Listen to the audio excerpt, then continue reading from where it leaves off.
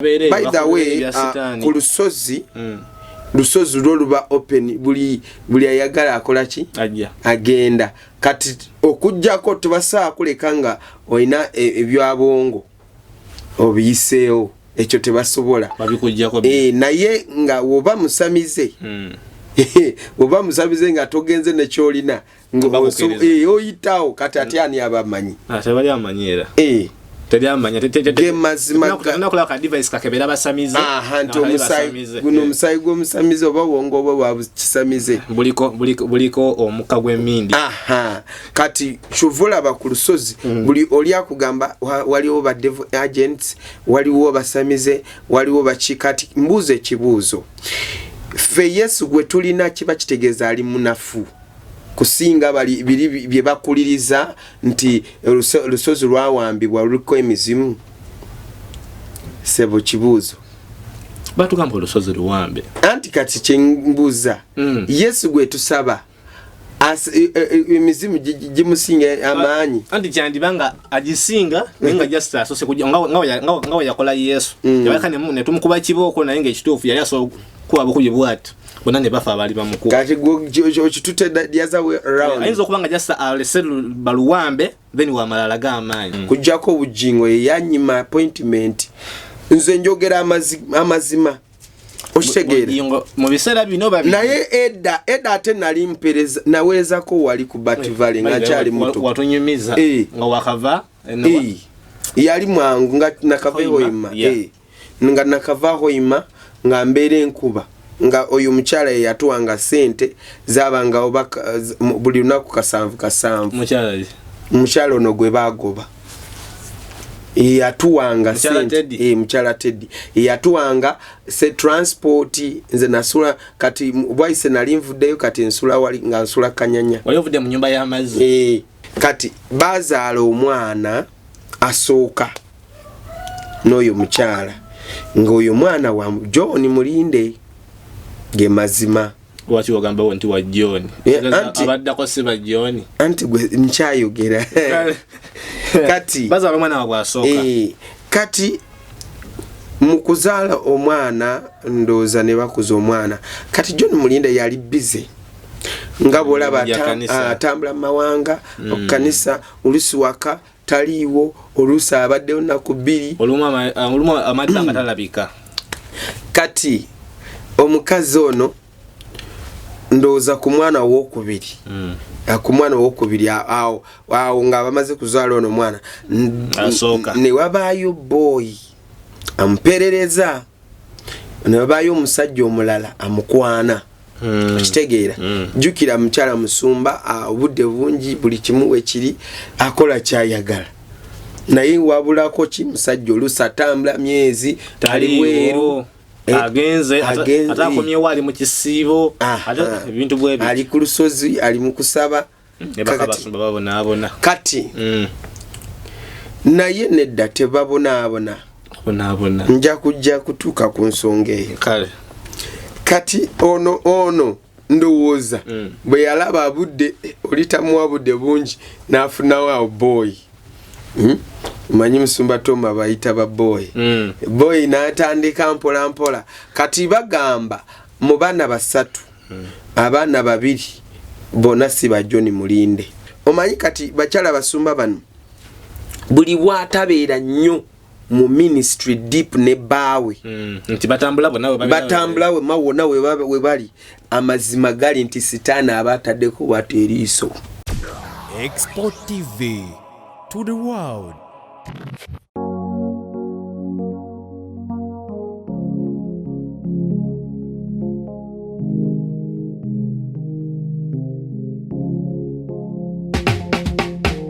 Kankwanjulire Cambridge Junior School esangibwa Matugga Kito bano beesowoddeyo okubangula omwana ow'omulembe guno omwana agenda okufuluma ng'alina obukugu obulala bungi omuli okukozesa ebyuma bikalimagezi oba kompyuta okuwuga okuyimba n'okukuba ebivuga byonna ate nga ne co-curricular activities tetuzisudde muguluka buli nzikiriza y'omwana essibwako essiira tulina day ne boarding buli ekikozesebwa ku ssomero omwana akisangako. Abasomesa baffe batendeke tusobola okulabirira omwana wo okumala ebbanga lyonna ne bwe guba mwaka mulamba kusa n'eddekeya eri abannassale. Cambridge Junior School esangibwa Matugga Kito, kilomita 1 okuva ku Bombo Road. Okumanya ebisingawo kubira Administrator ku 0773 01 14 12 oba kubira Director ku 0752 52 86 Cambridge Junior School, a well for knowledge. Omulungi wa Falaba Export TV tukomyewo n'olunaku olwaleero tubeere nga tuwongerayo obubaka obubeera nga buzimba ensi ey'omubiri n'ey'omwoyo. By the way, Musumba nze nsanyuka nnyo okujja ku show n'abasajja abategeevu nga mmwe kubanga muyambako ensi okutegeera ne batereera mu mutwe ate n'omwoyo ne babeera nga beezimba. N'olwekyo olunaku lwatuzi tubeere nga tubako nga Musumba abeeko kyatusomesa ekyenjawulo ennyo. Nkusaba otuule okukalira oleme kusubwa ate ggwe yakeetoyungako nsaba oteeko ka like, comment, oweerezeko ne munno atanaba kugifuna abeene nga naye agabana ku mawulire amalungi ge tuleese olunaku lwaleero. Naye nga Alpha Media Production ye mugagga kampuni gagadde ezimu kuzitokamu akasente kubanga tubatuukako wano n'ekifaananyi ekinyirira nga wokyaba bwoti. Nagamba oyinza n'okutuukako nga si bwentu wennyirira naye nga omugagga Alpha Media Production yabikwatamu. Alpha bakola ki? Akuba bifaananyi, video,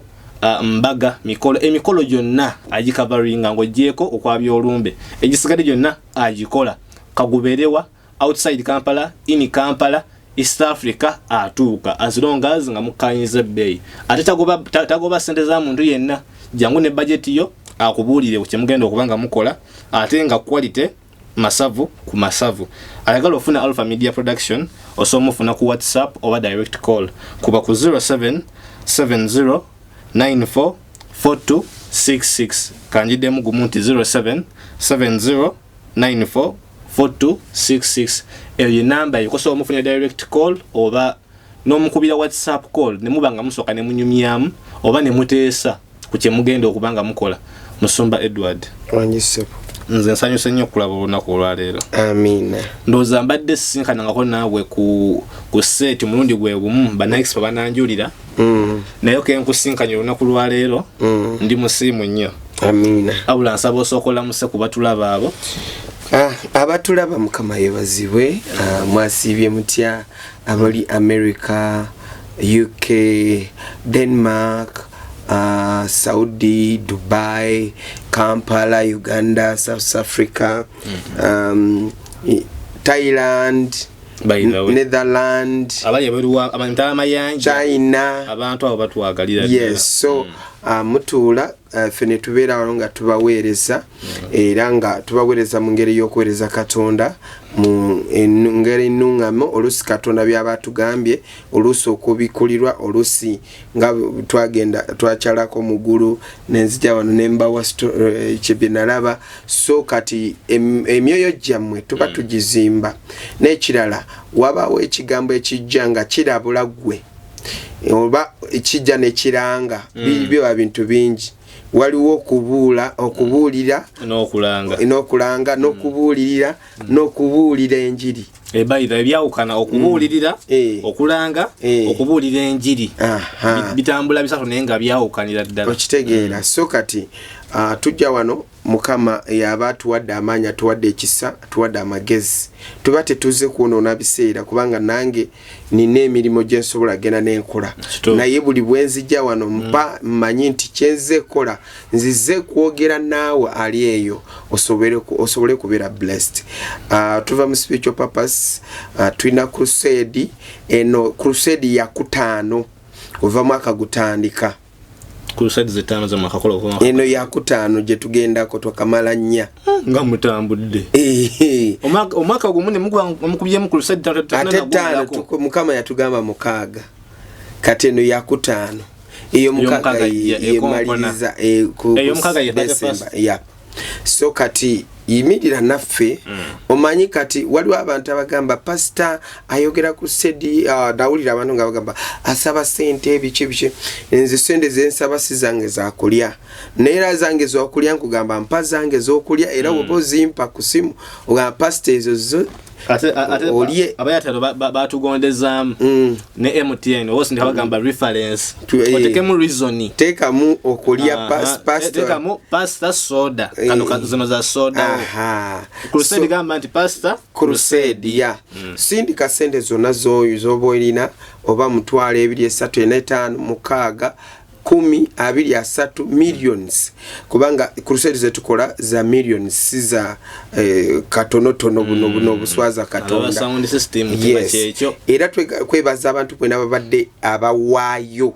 ku crusade zona ziseeko mukama batuwera omukisa omwaka guno obotadde kugulu eggulu libali kulaba tokowa kuwereza eggulu kubanga biseera bigenda tuukwa obulamu bwo buno buveewo ogende ate eyo ino kubanga wakolererayo eri bakolererayo bukolere wale yangamba nze jatuuka eri mugulu n'enkola n'amaanyi Katonda nansiima ayagala kukola nga amaze kutuuka nedda ssebo okolererawo oli wano ya kati tugenda bukizibu Karonga kiriwa eyo mu Mayuge simanyi bulungi erinnya naye bajja kuntereza je tugenda eyo mugenze Mayuge crusade tezituukayo waliwo ebyalo eyo crusade tebabimanyi basumanga bakola bibaawo ne bigwa kati babivaako balaka balogo bangi emisambu anti jibalwanyisa obategeka ngempewe jange ebisuula kati fe tuli mu kusana okusiiba omwezi tutambudde omwezi tugendera ddala kati tugenda tujjudde bulungi omanyi kati enjiri eno gye tuwulire ya butukuvu n'obutuukirivu naye tubiwulirira mu magezi buli bwotambulira ku ekyo kyokka abalokole bokka be babitegeera abensi tebabimanyi obeera exemptings obeera bajjeewo obatadde obulwa bracket nga tebabitegeera kubanga enjiri ya butuukirivu n'obutukuvu abalokole ffe abakitegeera naye ffe tugiwulira magezi oleeta n'okukola ekintu ekibasika then wali n'okwonamu mu Bible n'obabuulirira no mala no basabira no ita altar call olusi tusooka ne altar call so mukama abampero omukisa enamba yaffe y'okusabirako ya office eri 07 mukaaga 18 22 mukama abampero omukisa tusimbule enamba ekubwako omuntu nga ayina buzibu oba nayagala okubuuza akasobola okukubira byonna atayagala okuteekawo kasente kakuluse era awo wennyini kubanga tetulino gaba namba nyingi zijja kulumya abantu ya musumba wanji je buvuddekaawo mbanga siddene sijukira bulungi musumba ki yatuwa obunabbi n'olwo yatuwa obunabbi n'atugamba nti ekkanisa zisinga ne zitandise okugwa n'atugamba ziri mu kugwa zirumbiddwa ekyokulabirako yatuwa ekkanisa sirishwa kulinyerayo naye nga eri ku lusozi Seguku Prayer Mountain kyemanyi gimanyi bulungi cyane tugamba nti ogenda yoko n'atugamba nti Prayer Mountain eri under attack era sawa yone egenda kola ki kugwa naye simanyi oba osoki letenga muno gamba nti kituufu banze kusinzira ku byenda ebitambula mu maaso ndabange yali chance otuukirira nedda omusumba yali wano sijukira bulungi sagala mukuba sijukira bulungi naye nga jasindi omuntu kati kanjogere ekintu kye yayogera kyali kyadda si kyakati anti yakyogera nga kiri mu future yagamba zigenda kugwa singa yakyogera mu 29 utawaba wala nyeyo anti awo kiba deni kiba kituukiridde kubanga ensonga ya ogamba Apostle John Mulinde aw'okulusozi eyo y'ensonga eno yadda nnyo ate Apostle John Mulinde yajima amatu najima media namma abantu information eno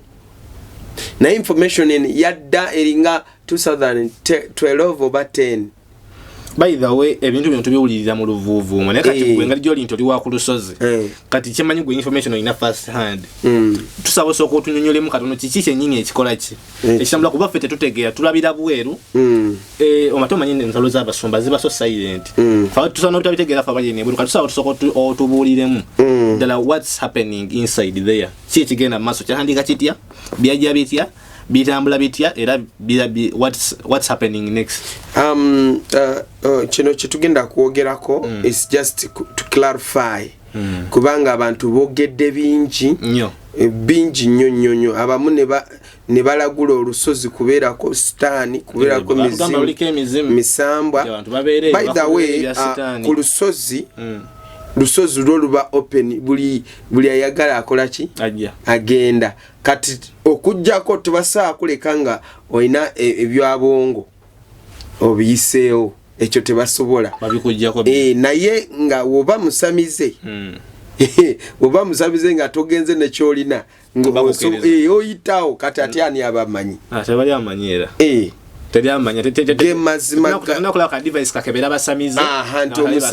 guno omusayi gw'omusamize oba bwongo oba bwakisamize buliko omukka gw'emmindi kati kyovulaba ku lusozi buli oli akugamba waliwo ba devil agents waliwo basamize waliwo bakikati mbuuzo ekibuuzo ffe Yesu gwe tulina kiba kitegeeza ali munafu kusinga bali bye bakuliriza nti lusozi lwawambibwa luliko emizimu sebo kibuuzo batugamba olusozi luwambe anti kati kyembuuza Yesu gwe tusaba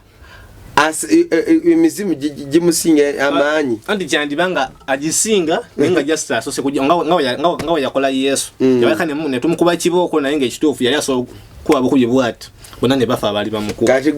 okitute the other way around ayinza okubanga just aleselu baluwambe then wamalala g'amaanyi naye nga tukubirako emigo mizimu ate ne tuwangula nga tukyajingirayo nnyo ssebo nga tusaba ate mwe mutukuvu nakka anti ye waali mwe mutukuvu amala anti kataso akujja wawambe mwe mutukuvu anonya muntu utanonya kifo anti kati kifo banga bakiwamba kiba kitegeeza ne mwe mutukuvu abatakyaze ne oba ne Katonda abatakyaliwo kyogeza kugamba nti ekifo si kiwambe byonna ebirungi mu biwa sitaani buli kintu kyonna mu kiwa sitaani kati twebuuza kati olaba nze kinategeera kintu kimu nti abantu abamu abawaayiriza banne oba bawaliza ebintu bwe bityo ate nabo baba bawambe ate nabo baba n'ebizibu byabwe mu ndeeri ate sitaani nga abakolokota nga bawambe ye nga wabalabalambi ayina agamba oyo ayina kuba nenga muwambe aleze soko kubetooki gy'oli otunule mulala for example nze kankubuulire Dani woba toze jene ng'ongamba musumba njagala kunsabira ate ondabe kiki ekinsumbwa mu nsi y'omwoyo nga sikusabye ng'otonsabye sijja kituufu oba oluusi Katonda ayinza okireeta just ng'alabye kiyinza okusuula mu buzibu oba ogenda kufa nalyoka akima ngamba Dani ndabye musaayi eyo gy'ogenda togendayo okitegeera nkulabye maybe ovuliwanye ki omusaayi waliwo omuntu gwe nalaba ng'ali mu kitabo kya musaayi yali muwala ne mugamba ndabye ng'oli mu kitabo ky'omusaayi naye nga waliwo abasajja babiri bakusika waliwo akusika ali mu kitabo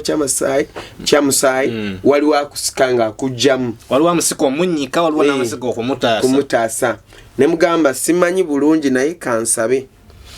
nali nakasaawe ne mugamba mukama ndaze olina aba boyfriend babiri waliwo agenda akutika olubuto mu lujjemu ate waliwo ayagala kuwasiza ddala so wonoba ogenze n'oli gwolowooza nti gwoyagala nnyo mulungi agenda kukusuula ku kasasiro mwala yantunuulira nantunuulira in fact kwolwo lwennyini yali agenda kusuula wa boyfriend yakutunuulira ng'alabira ddala yebuuza obijjeewa okitegeera so kati ebintu ebimu oli ayogerera eno nti lusozi lwawambibwa wali otuuseeyo we lwawambibwa ani yakugamba tetumanyi yamugamba kati yatugamba bamugamba okay we lwawambibwa kale gwoli musirikale lwaki togenda n'olunulayo okola kigwe ng'omusirikale okitegeera so ebintu tuleke nnyo okudibyanga ekintu eky'abantu abalala kirungi kwogera ku kintu naye tokyogerera nga kwegamba ng'akola politics kati kiringa woolaba nti nze gwe waguze oba motoka oba oyina ki netandika kwogera laba no Dani waguze kimotoka kikadde ate ebyo bifa mangu Dani wabadde wa n'enamba nkadde laba no kikatolo oguze motoka kiba kitegeeza oli mulokola atayagaliza omalamu n'amaanyi in fact talika n'okuwulira nga neetya okitegeera so kati mu bwakabaka bwa Katonda temwina kubeeramu nnyo ebintu ebityo kyovula ngamba omuntu nze njogera ku muntu ng'olusi mwinako data emala bulungi nga nsobola kumanya nti kino kiriwo kitiriwo oba natuukayo ne mu office nze ne Musumba Mulinde naliko naye nayogerako naye okitegeera mumanyi yampaka appointment netusinkana netwogera nze naye maaso ku maaso Bishop Kiganda njogedde naye emirundi n'emirundi maaso ku maaso kujjako obujingo yanyima appointment nze njogera amazima okitegeera mu biseera bino naye edda ate nali mpereza naweezako wali ku Bativale nga kyali muto watunyumiza nga wakava yali mwangu nga nakava hoima nga nakava hoima nga mbeere enkuba nga oyo mukyala yatuwanga sente zabanga obaka buli lunaku kasanvu mukyala ono gwe bagoba yatuwanga sente mukyala Teddy yatuwanga se transport nze nasula kati bwaise nali nvuddeyo kati nsula wali nga nsula Kanyanya wali ovudde mu nyumba y'amazzi nali nakagivaamu kati lwaki mbagamba bintu naye kati saawa zino bujingo tasawa ku appointment kujjako ngo oyina ekyamaanyi nnyo oba kyamagezi obanga bamugambye ogenda leeta bukadde ng'olina ekimugattako ennyo ate nga kya mubiri so lwaki tukyayogera tudde wali ku lusozi olusozi omaze okuludifendinga njogedde amazima anti era ngolo defending of course ndi mulokole ebyabalokole tulina obidefendinga nze bwelibanga lwawambibwa ndiredde nkokinga amasasi mu lukube nkube yawamba ndiredde kumukuba paka nga mutadde wansi kati story yali bwet kuba kati gwe ina maani gwe gwamanyi ebyomuntu manyi naye si nnyo kale omanyiko kyomanyi yafuna omukyala oyo mukyala we yafa omukulu mukyala wa Musumba yafa mukyala we yafa anabeerawo nga ali singo kwe kufuna ki omukyala omulala 29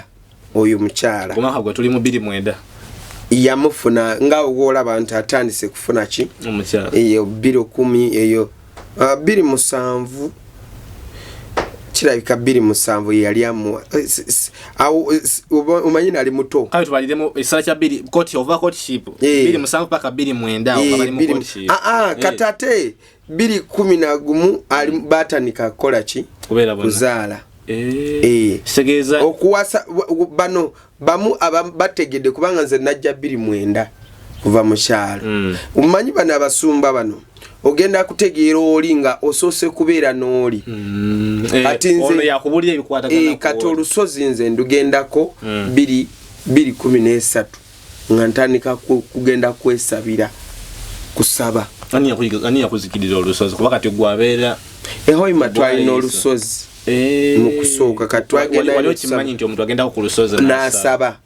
waliwo esaala zimwe ziwulirwa ku lusozi eziwulirwa waka esaala zonna wonna w'osabira waba wanjawulo esaala zirimu ebika kyogamba asibika nti Katonda osobola genda n'omusabira ku lusozi kati gwe weebuze lwaki Yesu yalinyanga olusozi ekiro ate nga mwana wa Katonda tolaba nti lwaki teyasabanga wano n'abayigirizibwa abe anti nange kyengeza okugamba nti weka so kati kyonna kye kiri awo myaka tetugimanyi bulungi naye nze story gyemanyi eri bweti omukyalo ono baamuwasa naye abasumba baamulabula ne bagamba naye omukyalo oyo si mulungi oba wandibadde tokoze eki tomuwasiza ye lwakuba yali agudde mu laavu nga bwobimanyi n'akola ki n'amuwasa kati bazaala omwana asooka n'oyo mukyala ng'oyo mwana wa John Mulinde ge mazima lwaki ogamba nti wa John abaddako si ba John anti gwe nkyayogera kati bazaala omwana wabwe asooka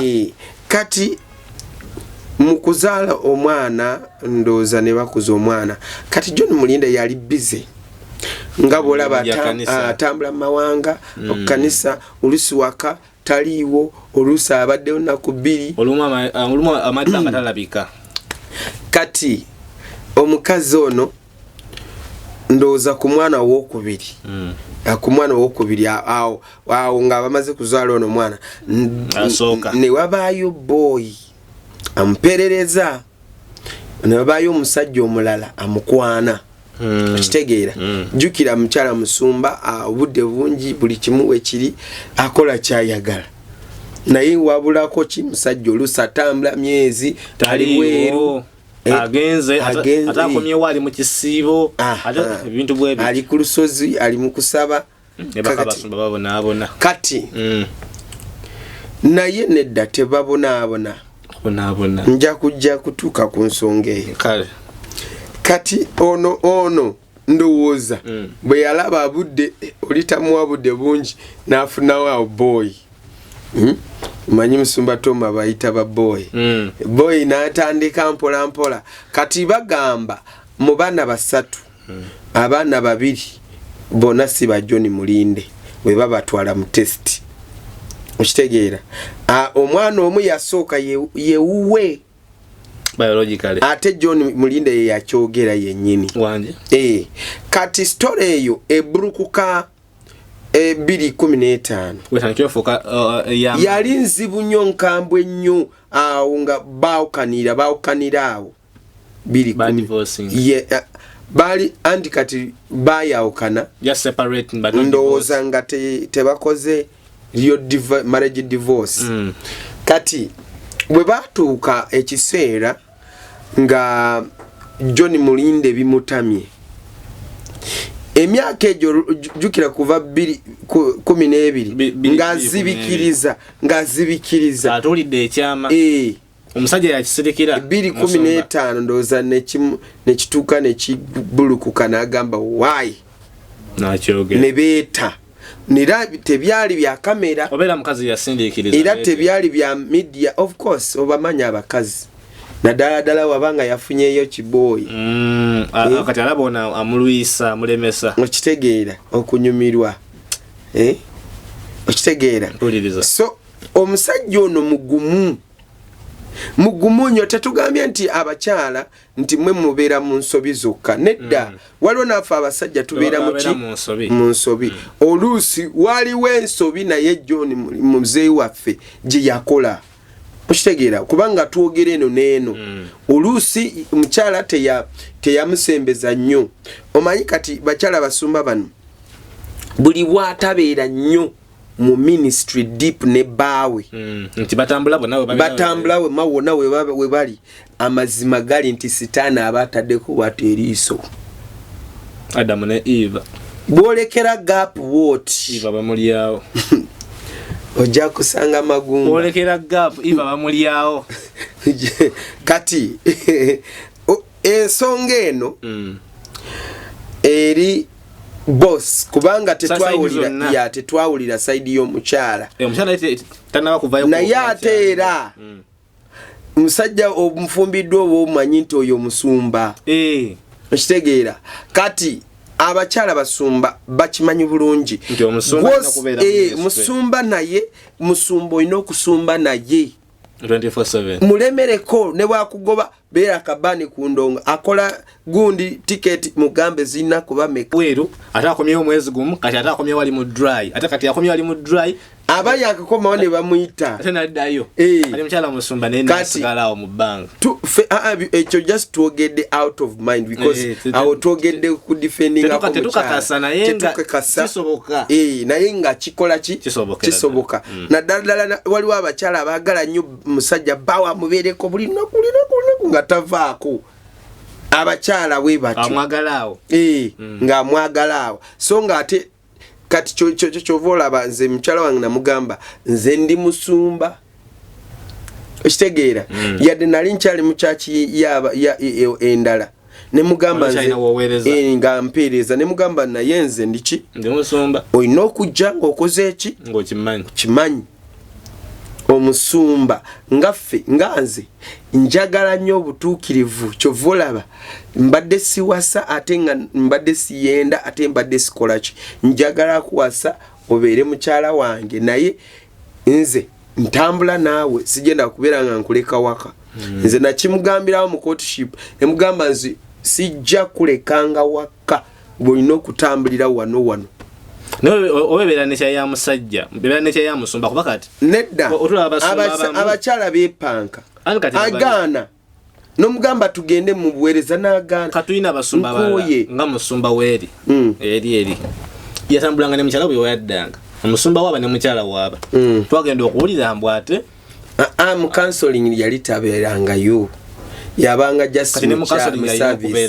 mbadde manyi tubeere mu service tugende ku zi conference tugenda fenna ne counseling guba nga musumba ye no wotaba mu office nayo ina kubeerawo naye kata era musajja bwaba nayenda era ne we ba counseling ne we bachajja kwenda nobanga otambudde naye wa aja ne wabanga mukyala nga ajja kwenda ekyo yasagala kukiyita kwenda kubanga musumba we yete yayenda yakyogera mu lwa no mukyala wabanga wakwenda no mukyala wabanga wakwenda kubanga twogera side nezeeno bujingo yayenda ku mukyala nedda kiri open mukyala pastor bujingo yegoba ewaka ani ya divorcinga bujungo ya divorcinga impapula ziriwa atakati ya wasa cyangwa ta divorce nedda seboti ya divorcinga bagambye Teddy akiriza tasobola kubikiriza ebi ate ndamukiriza okuwasa ate ani yamukiriza kuwasa bujungo tegana ne bamwanjula okwanjula bagambye yanjula yagamba ye yakyala omukwano gwe twawulira nga yogerako kama katonda wa yakyala omukwano gwe kubanga kono bakyala baleta police ne yetolola kikomera kyonna nakyalake wa mukwano gwe yakyalako wa mukwano gwe Susan Makula kati ebigambo biwedde abata tiyawasa abayakyala yagenda omukyala namulaba so ebintu bino kati tutunula wetu omusajja wabanga wakwenda n'omusibira mu kutiya nejako gisala ajisala nadduka oba no muteka mu chupa era jimenya najasa ekimundo omukyala era wababa kukikola no musibira mu kikomera kibuka ate kikomere kyangu nnyo ekikomera kyangu so onze ekitegeeza tewali muntu ali responsible ku munne kubanga era ni wantu abalabanga bajja bonna ku church basiba bonna naye nga ekirongo buli omu akwata uwe kuba batuka pasa yayinanga gye yasulanga akakati kiriwe kiti oyo pastor kati ne Susan yamusudde eka naawe kati ali kukawala akalala kali awo mu kukutu nga bakyakola program ate waliyo ne mala eka naawe kyogamba kubanga yakakyalira mukwano gwe ekyo fena tukimanyi agala kufuna mukwano gwe mulala kati gokyamulaba Susan Katuuti simulaba naye nga kusoloti abeerako balina program yaabwe nani ne bujingo ebyo babirekodinga dda bibeera live eza program teba live naye nga bakyagikola anti ebyo byadda musumbani yamutumye kati bujingo ye tali ku ebyo ate bujingo tobeeranga mukwano gwe kubanga ye talina mukwano yeyambisa weyambisa bujingo teyerimba mbu akozesa kikajjo omugo ogutambula namulabe ku Independence Night mbwe gye yakoze naye bujingo oli mu kugenderera komawo komako mukubutukirivu ate asoma Bible ate njiri yali agivudde Bible ugiraba agisoma ajja nabulira buliriza njiri zaje zikotinze dda atya abagamba kyawandikibwa muki nangamba ngenda kufuula akalango mu kibuga ne mu kyalo bonna bosaba nabo ndi bafuula akalango ekyo si kyawandikibwa ebyo byani on a serious note musumba bujingo ebyawandika Bible eri wano atambula nayo ku mutwe ajiba somya tatunudde nayo nagenda maaso ate abantu bo zaawo zibeera weziti bobalanga batudde nga bazirina nga tebasomye kati kikyo bookola kyokka nabagamba ekyawandikibwa kiri wano nesala siraba waabikula kale kyetugezaho kwogera nti waliwo emizimu oba emisambwa ejalumba abakyala basumba n'abasumba ate tebali mumaanyi gaabwe nti bakikolera mu kwagala bujingo yegendereze omuloga muli kumpi mulogo kya mulio tomanyi musajja yamuloga ani yaloga bujingo basobola okuloga omusomo kakande yaloga bujingo gwebadde tokimanyi ati kakande yasoka kuloga Victory Man of God synagogue lindako tulina n'obujulizi by the way n'akatambe tukaina kakande bamurekodinga ng'ali mu kuloga ki nga sindika abaana basimba eddagala by the way ku Victory biri mu allegation nzo sibikakasa okitegeera awulira nga katambya n'obutambi tubulina proof tukoze eki weeri kati kande yete yagala church ekula bade manyi mwena mwezi mamuli gwa Kristo aino kubaloga bona bajje uwe anti mwena mwekulira mu mubiri gwa Kristo gwa kakande gwa Kristo gwa kakande gwa biri ebowa ate nga ita Jesus ate Jesus tulina ba Jesus banyi mu Bible aja tugambe Jesus ainayo uwe okitegeera mbulira so kati Yesu Munazaresi gwejjo mugambe olizo wabanga asobola kyogera Yesu Munazaresi kubanga yaliko kodi sikiwulira nga kekyo naye nga Jesus yamwogera era ne wabagoba emizimu olaba oli omusajja alina amanyi nga Katonda musumba akola bwati emizimu ekaneko kaba amaziga agwe tomanyi aleta omupiira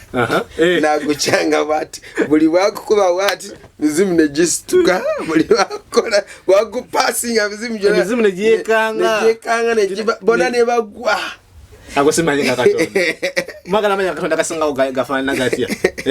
kuva omusajja akola obukozi bwati emizimu yona neji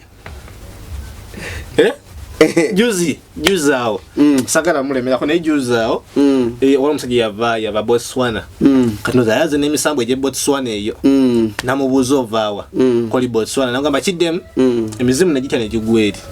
negitya buti Botswana je Botswana jagana kudamu kyogera jakyogera naye nga ali mu bulumi nagamba nga Kizito wakyontaddeko ekikyoba ate nze nkimanyi Gamba, this is too much. This is too much. It is heavy. Yamugamba Kizito wanyo kimuli kimususeko eje emizimu gibagika omusajja alina amanyi nga Katonda mukiri kati kambuze kiri Kizito wanyo nyonyo kiba kiki ate kitudde kuoli omwoyo gw'omuntu takintuza ngabona nga sikimanyi yagamba nti buli aleta alina ebirooto oleta dola bikumi bisatu kukivunula eyo statement wajiba najulya nesa seya sente sijuke ninga cyari ku Lusozi tuveye bakuba binyuma sajja wa Katonda awereza Katonda bamukometa gambala pastor mu binyuma Antoni myo atogera kumanyi Katonda gomanyi okukyanga omupiira emizimu negifa ama musumba tudde ku Lusozi omanyi kugula peni bweti peni emitwalo ejo ekisumuluzo ky'emmotoka yo soleke mitwalo ago eyo peni nga tegwamu egwamu ekisumuluzo eky'emmotoka gyogenda kugula kya mitwalo ago oyagala kyafuso kya miliyoni ejo Molo kenso gira bako. Ya moyo kati gwo kastogula kisumuzo boguze motoka. Musoma todde ku lusozi. Tudde ku lusozi kubanga tetugenda kumala ko n'abantu. Tudde ku lusozi. Kakati ne by the musomba ku lusozi awo. Nga wokyogedde kyeka kituufu omulabe asaze okulumba kanisa ngayita mu bakyala basumba. Ngoda tunana kuweza ndowooza myaka 3. nga ne mukulu waffe Bishop Owawa mu kibuga awo neera nga mukyala waamwe kyangiddeko bintu bwe nsesatu Bishop Kiganda nabagambe nze siina gwesogera naye okujja katampadde budde nze mbasaagala ko panka Bishop nayogera naye ye nagamba baitha naye yakyogedde mu same story wano wabaddewo story ya Mulinde obanjirina oba tugiba playingire oba tukaba playingire balike gamba nti tuli mu allegation tukola lugambo simanyi kali bakali ku YouTube kali ku TikTok kali ku YouTube mpozi batukwata rights bato saka bazanyira mpozi TikTok ne kuti nakalabe naye saka jeyo Bishop Kiganda nze sebo je nawaso omukyala wange yakugatira je wajjo omukyala je najja omukyala so oyaba muko mami tukutumiddeko yaba ani mami mukyala wange ngamba kati nze Bishop mba muyita ntya obero muyita taata okitegeera taata w'omuwala sezaalawo mpozi nze muyita nga bwe ngamba nti sezaala wange abasezaalawo naye tomuyita seza muyita taata kati nze gye najja mukyala wange omulungi amata gwenjagala nnyo bamuyita muwereza Gloria Mugisa mazima gwe namujjaawo Gloria tukutumye mu kigambo ate ye wasoma Bible nga mpakanya nga twewakanya mukusooka twasooka kwewakanyizanga mu Bible nze mukyala wandikibwa galeeta kino nange ndeeta kino kati ekiseera ne mugamba naye obadde okimanyi ne we tunaawakana mu byawandikibwa okuweereza Katonda si byawandikibwa bibaawo kutugaidinga n'okutudirectinga yes ye ng'agamba Katonda yayogera mu biseera biri twawakanira ekintu ekyo nga sinaba kufuna visitation of heaven naye nga nze mubuuza kyogamba akuveeda Katonda yasirika tayogera ndoza oba mukyala wange nalaba eno story ajja kujjukira aseke that was before ng'akyali mugole waali notagenda kati omusajja ono yakwata omukyala we emirundi n'emirundi sezaala wange omulundi gwe mwasembayo kumanya yewa chapati naye abasumba nga babeera bagumiikiriza nnyo kati abamanya ajja kukyuka abage amanyi nti ajja kukola ki agenda kukyuka anti kati fe Bible wolabira nti oyo abadde musumba naye musumba omukazi nakola akasobi bwe kati nalekanirawo nagoba mbwa nakuba oyo taba musumba navuma nagamba mbumanya omusumba agamba nti nze nakamweka baka mirundi 10 tejiwera ku myaka 29 mbu nagulanga ki manye mukyala wange yali akulukuta ebiba byogera mu bantu wange Bikira Maria ow'empisa so kati ono musumba gumiikiriza emyaka ekizibu ekiri eyo nga kitokota oyo yaba musumba era mpeera bagifunira okugumiikiriza omuntu okitegeera okugumiikiriza oli kyali ekibi Sitaani kyakola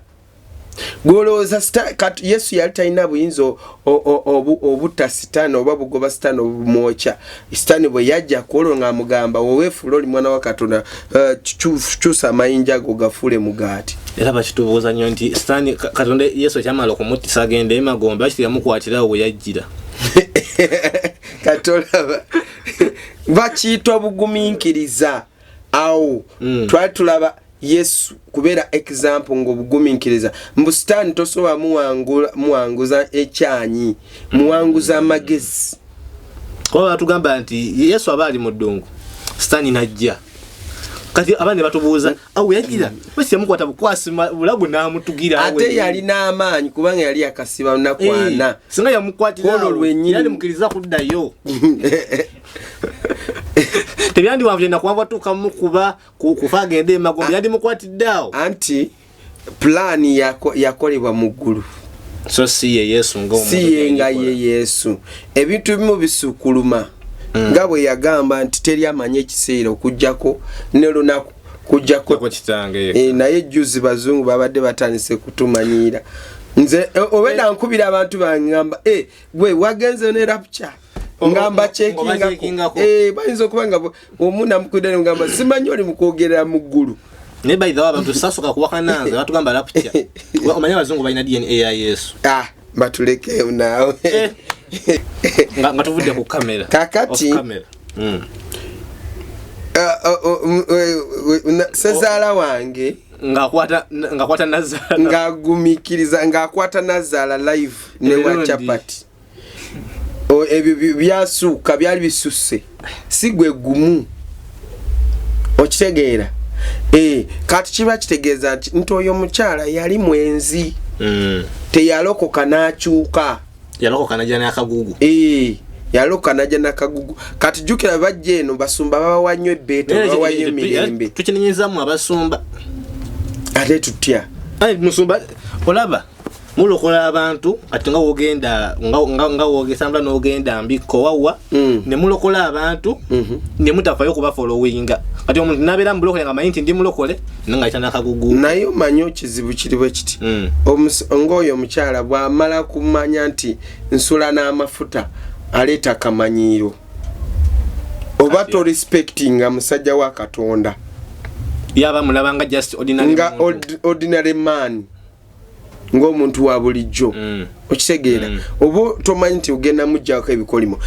omukyala yatuuka ku extent y'okuloga kiganda. Do you believe What? that it's possible to cure from diseases like fibroids, hernia, prostate enlargement without surgeries? Yes, it's only possible with God Heals Herbal Medicine. We also have medications against ulcers, prolonged constipation, hemorrhoids, syphilis, gonorrhea, back and joint pain, low sperm count, high blood pressure, sinuses, UTI, asthma, allergies, sickle cells, low immunity, liver infection, kidney infections, etc. We are located at the entrance of New Tax Park, Hijab City Arcade, shop number GF34. We also offer banking agent services. For more information, call +256 70 60 64 923. God Heals Herbal Medicine.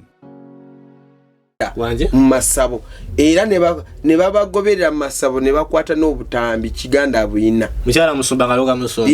ngamuloga aloga bufumbo bwe bufe ate bufe bulinywere kati obunywera kati oyendera ki yasigale nga ayenda naye omusajja takira Katonda okitegeera kati no ekyo kye omusumba agenda twalira abali beyali asuubira nti abawadde obujulizi bagamba kati gwe bishop kiganda tokyali musumba kubanga olimu eddogo bakuloga kati omukyasuba ante lyamukwata tolaba nti yasobola kola ki okumulaba naye lyamukwata kandi birabye yamugamba gwe kati tokyali musumba bakuloga dda kati oli muloge busumba buveeko okwasa ekyaki omuntu omulala kubanga olimu eddogo amusumba yali abuuse eddogo naye takyali muloge kati kyovula agambye ensi eraba ekirala bambi gwe olinga oli mu kutoba oli mu kubonaabona n'ekintu bagamba nedda mukyala tomudivorcinga naye mukyala baali bakamukwata n'abasajja nga 5 oyo yali wa 6 abina musumba abisirikira okitegeera kati oyo omukolera ki bamukwata ne driver bamukwata n'ono gatekeeper wawaka bamukwata kati omuntu ng'oyo mukolere ki Bayibuli etugamba etya musumba Bayibuli egamba obwenzi oba tugendeyo egamba obwenzi kasita omuntu ayenda ekyo kyokka kikirizikika okwawukana neki n'oyo omuntu mu mateeka anti kati nze mundagane enkadde waliwo sirishwa yali nabbi ki ne waliwo nabbi Katonda bwe yagamba okuwasa malaya nga naye akimanyi ati nedda Solomon no yali Jose no not Jose I'm not sure wali mu comment section mututangaze yali nabbi kyoyo story nalingi someko na najerabira nenga waliwo nabbi ne bamugamba muwasa malaya nga nakimanyi gogenda kuwasa malaya nga nakimanyi gogenda kuwasa malaya nina mugamba muwase era namugamba muzale muna abaana nga bulinya mwana gwazala nga mwerinya werit nenga manya gwenda kategeeza bizibu byerere kati yakola atya story saji mayo ndoza tujja kujja lumuntu tujisomeko yonna lero gitutangaza kuba kati gugwalesa story y'abasumba okuguminkiriza ate ne bamane beekyanga in the end by the mweno saga yafe ey'okulusozi ani yagala okwawukana ani asindikiriza okwawukana mu kyasomba omukyala yeyawukana dda ali na America ati tebali divorced kumpapula ate divorced kati musajja yagambye ye kati takyayagala kuwasa ayagala kati kuweereza Mukama kubanga bintu bikoze eki bimususeeko ayagala kufuuka faaza nze ndeka afuke faaza mbozi ngo ina akaterekeka naye ngusaba abantu abo beko kyobagamba kakati ono mukyala Mulinde ali America aweereza mu church bagita Victory n'okuweereza musumba lwaki abantu kigambi nti wasumba mu abonoonya abantu nedda ayinza bamukiriza batyo ogenda katuuti kati ayinza na oli mu worship team ayinza okubanga yakyuka kati lwaki takoma weewuwe makage ate akoma watya ate yakyuka lwaki takoma weewu ng'abaana babiri bonna boozadde mu makasi omusajja akusonyiye komawo atya tasobola neyandibadde nze sisobola kusonyiwa sumba bayibuli yatugamba tusonyiwe okusonyiwa ng'ozalidde makaga nga bakazi baana babiri ng'oyendedde kwegamba oba mwebase ku buliri bwange nkubamu akafaananyi ne ndaba nga gusajja gwajjana ne gwebaka ku buliri bwange ate nga bakugambye mirundi 10 ne 10 lekera obwenzi oganye esegeza nti within n'obufumbo bwabwe musumba Mulinde yakimanyako naye nagezako okukuma obuntu bulamu kati mukazi wabayenda kankubulire fe abafumbo muntu abatandisa obwenzi omulaba omutegeera atandika kukuta ate obwenzi kibi nnyo kibi oba is a big sin kibi Katonda kyakutega ne kibeera nga kiwoomerera n'owulira ng'oyagala osigale ng'okikola si kyangu kyakwesonyiwa obwenzi nga wabutandise era eba sacrifice y'amaanyi okwesonyiwa obwenzi obwo amazima gali nti omusajja emyaka egyo gyonna abadde agumidde ekintu naye nga kimutulugunya kati gana amagezi gagenda kubasumba woba ng'okimanyi osiriikidde ekyama kikutulugunya oba wa mukyalawo kyogere kiveewo anti kati mugamba nti wokyogera nti abantu bajja kukyukisaasanya biki naye buli bwokyogera badde omugugu oba ogwejjeko oba ogwetikudde kintu kimu kiyinza n'okutwala mu geyeena mukazi asobola kutwala mu geyeena ate nga gwe toli mwonoonyi uliriza obubaka mu Apostle John Mulinde engeri gy'abuuliramu enjiri abuulira enjiri abantu ne bakyuka okitegeera ayogera mpola mwoyo mutukuvu omusanga ku lusozi nze nali ngenze kusaba nembako we nali nemulaba ng'ali mu kusaba ulusozi n'abantu awo nange saba ngamba ono kali mu kusaba nange kansabe wabuge ku mavivi nanyini lusozi yennyini wabanga ali mu kukaabira Mukama kati nzaani ngo mulowooza nti yandibali bulungi nnyo kubanga bw'otuuka ku lusozi olowooza bannaye ono ye yamala yatuuka kuboza nange wenawulira nti olusozi olwo lwamusumba kwe nangamba alina okuba nga binojjo okitegeera so kati embeera ze tuyitamu ozigamba nga Yesu naye waliwo wetaaga nti you need a company to help the problem nga wetaagako abantu abamu abanakuyambako ki otherwise balaba muntu ng'afa Kulala kutondo n'ogweri. Can you imagine batuse ne bagamba nti nono mukyala mbu yatta n'omwana oli wambulinde nti yamu obutwa. Omwana yafa oyo oli pastor oli yali pastor already. The first born yafa. Bamu obutwa omukyala oli yafa. Okitegeera. So people speak a lot of things. Naye sometimes ekintu wekito toyina kisirikirira. Leka tutegere oyina omubbi ogambe banayi nina omubbi mu nyumba yange. So kusirika mubbi ajja kuttira mu nyumba. Okitegeera. Nkiraba. So sometimes to speak is good. Kati wavuddeyo n'akyogera. Buli omu ategedde. Niyo wano omukyala alina kyatayogera. Lwakuba abantu natusenga abamu bagamba nti ayagala kuwasa. Naye ye yennyini agamba tayagala akola ki? Tayagala kuddamu kuwasa. Nze bwe yaŋambye. Naye omukyala yandibanga alina ekyama kyasirikidde. Mukyala aveeyo ayogere.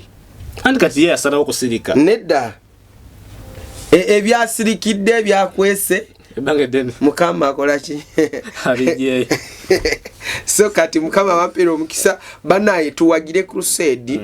Twogera ku basumba lwansonga nti abantu bensi baze ne bakola comments batusekerera batuvumirira naye naffe tuli bantu tetunatuuka mu ggulu tukyali wano ku nsi so mbeera z'oku nsi tulina ozi experiencinga naye nze sikiriza generation eno ulira kano nga maliriza generation eno abasumba mbakuutira abawasiza kati abatanawasa tambula ne mukyalawo oba mutoyi oba wa abatanawasa naffe abawasiza kati injendo abasumba bonna ng'olina omukyala banga osubira omufuna kola nga wagamba abakadde baffe mizimu gibakubye nnyo nga giyitira mu bakyala baabwe abakadde baffe bonna generation tosobola kubeera settled mu kyaki kufokasinga ng'okimanyi ewaka anti kati nabagamba wano waliwo mulogo walemerwa kuloga kyakiyo aloga gwe oyo kakande gwe nekwasa nze kati olina okuba mugezi nobanga osaba osiiba oli mutuukirivu ogenda mu ggulu oyo oli ye mulogo abeera asindika ayina bangi kati ye yakawasa abakazi bameka gwe bamanyi anti ye tabaleeta mu kamera kubanga alina ssente nyingi kati wovaayo noyagala kukyogera ofa ofi mukyala we yasooka oba yafa kati oyo naye alinako story mpanvu yo tumuleke si waffe twogera kuba n'abatuufu abaffe Mukama abampeera omukisa tugenda bukizibu obalesemu ku musomba tutandikira tugenda bukizibu tugenda kubuulira enjiri mwebale kubuulira enjiri twakawangula abantu ofisi yange ofisi yaffe kubanga si yange nzekka yakarecording abantu runana plus 800 plus yes kati tusuubira bwetu crusade yokutaano eno tugenda kuyingira 1000 plus kati bwetu endingira at least tumanyi Mukama agenda twali twagala 2000 naye kati Mukama ye yamanyi at least ada mina muri mukubye hafu we yes kuba mu kyabula crusade 2 kati twabagambye dda namba nagisome wagira Jibadire musomba eri 074 2 then esembayo 41 Mukama abanjagalire mbwatu musumba walabise okubanga nga tuogeddeko ku nsonga eno ey'abasumba nga tetumanyi kituufu kiki tetuze ku condemninga anyone sort of feeling anti omusumba bamwogeddeko ki naye nga just batogera ku bintu stani byasimbyemu nyama kandi okubanga asubule kanisa musanya yalabanga wanakwata kanisa temukyawulira kati yasaba kukwata abasumba bennyini so nsaba obanga oli mulokole obanga oli wansi eyo osabire ku musumba ebintu ebireme kubanga nga bimuyingirira mbulamu kuba tasobola kufokasinga kubuulira kigambo kikutwala mu maaso nga naye owe tali bulungi naye nga mu buufu obwo